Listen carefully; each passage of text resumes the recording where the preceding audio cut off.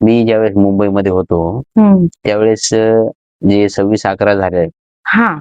त्यावेळेस मी मुंबईमध्येच बेस्ट होतो आणि अच्छा. आमच्या समोर जे ताजमध्ये वगैरे जे गेले होते ते आम्हाला त्यावेळेस पेट्रोलिंग वगैरे आम्ही भरपूर वाढवली होती मुंबई हार्बरमध्ये बर.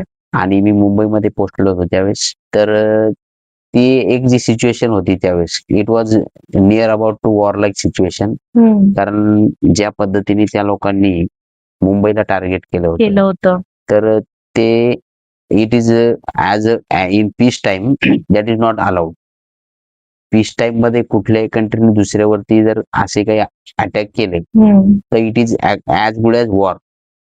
तर ती एक वॉर लाईक सिच्युएशन त्यावेळेस झाली होती आणि त्याच्यामध्ये आपले जे काही फोर्सेस आहेत, आपल्या जे कमांडो आहेत, परत आमचे नेव्हीचे पण कमांडो होते. त्यांनी ज्या पद्धतीने आपले NSG आहे, त्यांनी ज्या पद्धतीने ताजमधले किंवा हे जे काही आहेत टेररिस्ट त्यांना न्यूट्रलाइज केलं. त्यानंतर मग कसाब सारखा टेररिस्ट लाईव्ह त्यांनी म्हणजे पकडला. तर ते हे काही छोटी गोष्ट नाहीये.